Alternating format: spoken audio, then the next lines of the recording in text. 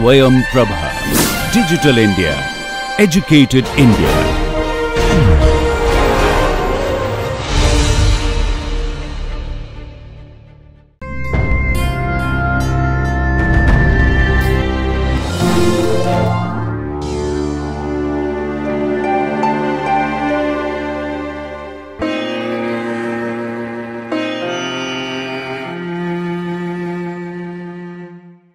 Hello students, welcome to Swayam Prabha channel 15. The course title is Human Resource Management. The lecture title is Employee Maintenance. This is module 15, lecture 3. I am Dr. Shoma Singh Gupta, Associate Professor Commerce, Kamla Nehru College, University of Delhi. In this lecture, we will cover the industrial disputes and settlement machinery. Now, before understanding industrial dispute, one must understand what is industrial relations. So, we will discuss the industrial relations. Now, any relationship between the employer and employee, in layman's term, we call it industrial relation. But in its broader definition, it includes different type of relationship. Not only the employer and workman, but employer-employer, workman-workman, and also the relationship of employer-workman with the government. All these comes under the purview of industrial relations. So, industrial relations comprise relationship between the state on the one hand and the employers and employees organization on the other, and the relationship among the occupational organizations themselves. So, this is the definition given by ILO.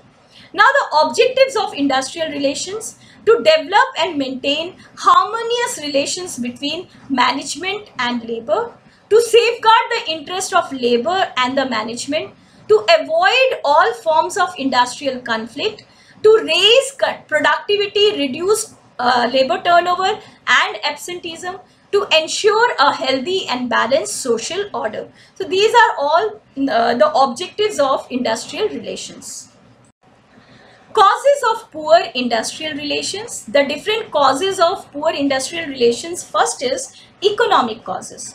Now you know that wages, bonus, salaries, they have historically always been they are the matter of discontent among the employees. They were not satisfied with some of the policies of the organization. There are economic hardships that they are facing. The bonus is not paid regularly, or the increments are not given to them, wages are not given on time. So all these leads to poor economic conditions of the workforce, and they go against the organization. So these economic causes may be one reason for industrial relations. Sometimes the employer is also not able to pay them because of the recessionary conditions that are taking place, or they are not earning any revenue, or a kind of a pandemic as happened in today's time, like the COVID situation, where the employers do not have money to pay to the employees. So this may be a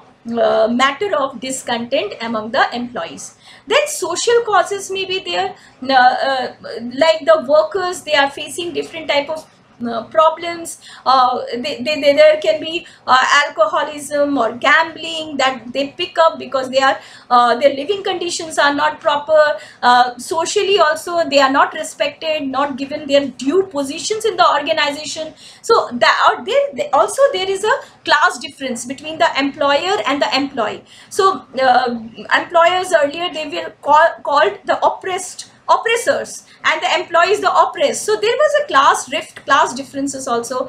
People are coming from different backgrounds, and that with their values, norms, different cultures. So that leads to again industrial unrest or poor industrial relations. Then the psychological causes are also there. Again, these problems are there, that the employees, they see the employers as the oppressors, not ready to think about the benefit to be given to the employees. So there is again psychological rifts that happen because the people are coming from different strata of society with their own culture, own value system that have an impact on their relationship. Then Political causes may be also a problem, like there is politicization of trade unions, and because of that different political parties, they use the trade unions for furthering their purposes and creates unrest in the organizations. So these are the causes of poor industrial relations. Suggestions to improve industrial relations. Now, in an organization, environment should be conducive to make the industrial relation prosper, and there should be cooperation between the employer and employee. And for doing that, for maintaining a good human relations and industrial relation in the organization, what are the requirements? One is sound industrial policy should be there, which takes care of the needs of the employees and how they benefit should be given to them, so that their living condition improves, their productivity increases. Collective bargaining mechanism should be there, so that the employers and employees, they consult, discuss together the conditions of services before any kind of unrest that happens. It's not that after some unrest happens, then only there will be collective bargaining. Collective bargaining should be a regular mechanism in the organization to take up different types of areas where problems may creep in, and discuss them and find out ways of or orders or rules to maintain in the organization. Then there should be constructive attitudes on the part of employer and employee. Participative management should be there. Employees representative should be there in management. Responsible unions may be there. Multiplicity of unions, politicization of unions should not be there. Employee welfare scheme should be in place. Grievance procedure should be in place, and all this will improve the industrial relations. Next heading is industrial disputes. According to the Industrial Dispute Act 1947, an industrial dispute means any dispute or difference between employers and employers, or between employers and workmen, or between workmen and workmen, which is connected with the employment or non-employment or terms of employment, or with the conditions of labor of any person. So this is a very broad definition that is given in Industrial Dispute Act 1947, and it is not only what we think that the difference between employer and workmen is the cause of industrial dispute. It can be problem between employer, workman, and employer, workman, and it is related to employment as well as non-employment or terms of employment or conditions of labor in any of any person. So this is very broad definition of industrial dispute. Now, how it is manifested, the industrial dispute, how it is manifested? The forms of manifestations are strikes, that is done by the workers, gherao, again by workers, picketing, gherao and picketing, and the lockout, which may be a tool which is used by the employer. So he locks down the whole organization for a certain period of time while the workers are waiting for work. Work is not given to them. So that is a lockout situation. So these are the forms of manifesting industrial disputes. Preventive measures for industrial dispute. In an organization, a whole lot of preventive measures should be there in place. First is model standing orders. They should be framed, or they should be picked up from the different acts. Code of industrial discipline should be created. Grievance procedure and suggestion schemes, which we have discussed earlier, should be there in place. Collective bargaining, works committee, where the representative of employer and employee should be there. Tripartite bodies should be there with representation of government, employer and employee. Labor welfare officer should be there to take care of the welfare of the employees. Joint management councils can be formed with the participation of employees representatives to take up all these measures. So these are the preventive measures of industrial dispute. The settlement machinery operational in India, it consists of conciliation, arbitration, and adjudication. Conciliation is the first stage, whereby it can be through conciliation officer, board of conciliation, and courts of inquiry. Then there is arbitration, whereby voluntarily the two parties, they apply for a third party arbitrator. Then it can be adjudication. It can be through labor courts, industrial tribunal, and national tribunal. So we will discuss all these elements of the machinery one by one. Conciliation. Conciliation is a form of mediation, that is the act of making active effort to bring two conflicting parties to compromise. But mediation is a process which is not mentioned in Industrial Dispute Act. So mediation differs from conciliation in that, whereas conciliator plays only a passive role or indirect role, and the scope of his function is provided for under the Industrial Dispute Act or the law, the mediator takes active part and the scope of activities is not subject to any statutory provisions. So I believe you have understood the difference between the two. In both the cases, whether it is mediation or conciliation, there is a third person who is bringing the two conflicting parties together to come to an amicable solution. But while in mediation, in the case of mediation, voluntarily the parties, one of the party or both the parties, they have approached a third person for mediation, but there are no provisions under Industrial Dispute Act or under any other act which governs mediation. And mediator takes an active part and wants to bring a compromise. While in case of conciliation, he plays a passive role, but it is provided for in the law, that is the Industrial Dispute Act. Now, as we have said, that Industrial Dispute Act 1947 provides for conciliation, and it can appoint 1. Conciliation officer, 2. Board of conciliation, 3. Courts of inquiry, as the case may be. The first stage is conciliation officer. The law provides for the appointment of conciliation officer by the government to conciliate between the parties to the industrial dispute. The conciliation officer is given the powers of a civil court, whereby he is authorized to call the witnesses and parties on oath. Conciliation officer can go beyond the facts and make judgment which will be binding upon the parties. On receiving information about a dispute, the conciliation officer should give formal intimation in writing to the parties concerned of his intention to commence the conciliation proceedings from a specified date. So he will inform the parties. He should then start doing all such things as he thinks fit for the purpose of persuading the parties to come to a fair and amicable settlement of disputes. Now, he is required to submit the report within 14 days of the commencement of the conciliation proceedings to the appropriate government, along with a copy of the settlement arrived at in relation to the dispute, or in case conciliation has failed, he has to send a detailed report giving out the reasons for failure of conciliation. If an agreement is reached, that is, there is a settlement, this is called the memorandum of settlement. It remains binding for a period as is agreed upon by the parties. And if no such period is agreed upon, for a period of 6 months from the date on which the memorandum of settlement is signed by the parties to the dispute.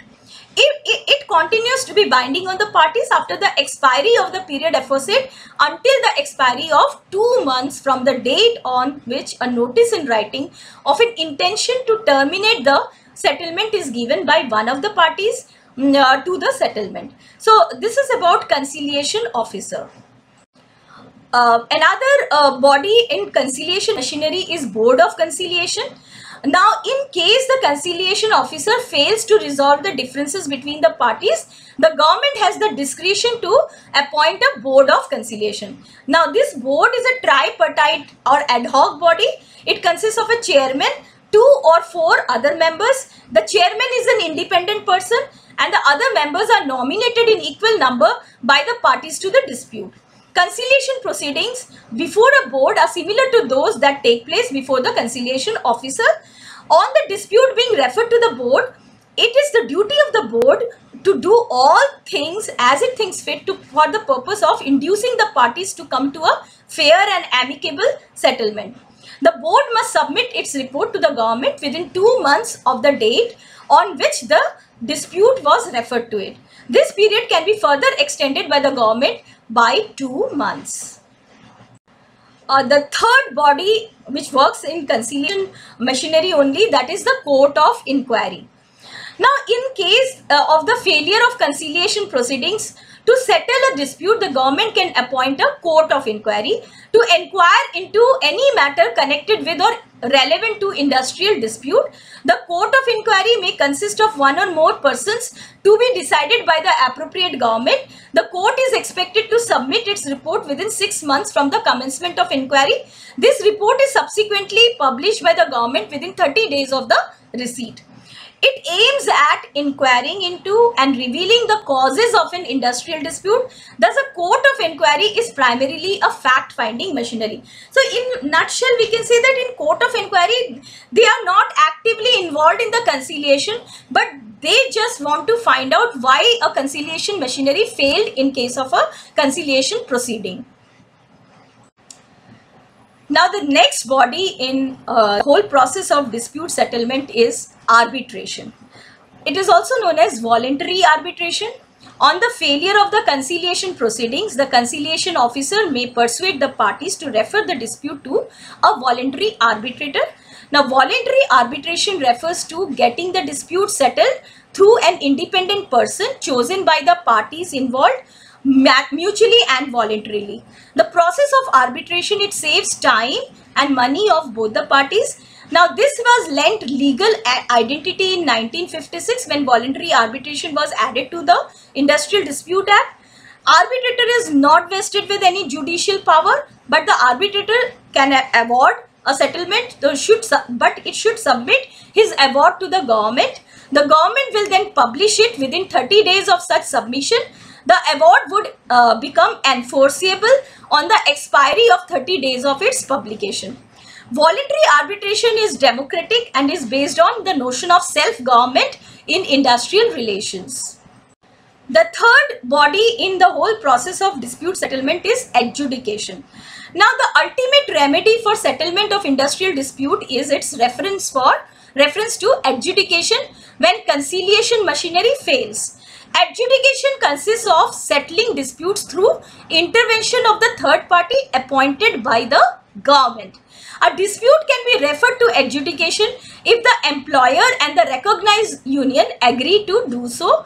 A dispute can also be referred to adjudication by the government even if there is no consent of the parties, in which case it is called compulsory adjudication. So, it may be voluntarily that the two parties are going for adjudication, or one of the parties going for adjudication, or the government is forcing the parties to go for adjudication. Government has referred the case to a adjudicator. The dispute can be referred to in three types of tribunal as the case may be. It can be one is labor court, then industrial tribunals and national tribunals, which we are going to discuss one by one. Labor court. A labor court consists of one person only who is normally a sitting or an ex-judge of a high court.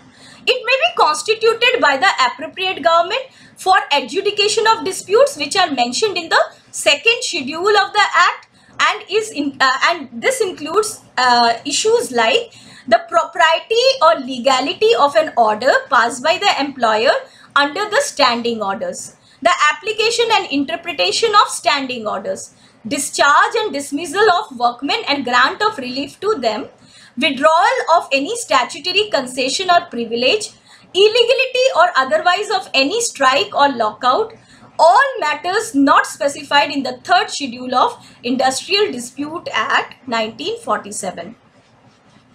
The next adjudicating body is Industrial Tribunal. Industrial Tribunal is again a one-man body and has a wider jurisdiction than the labor courts.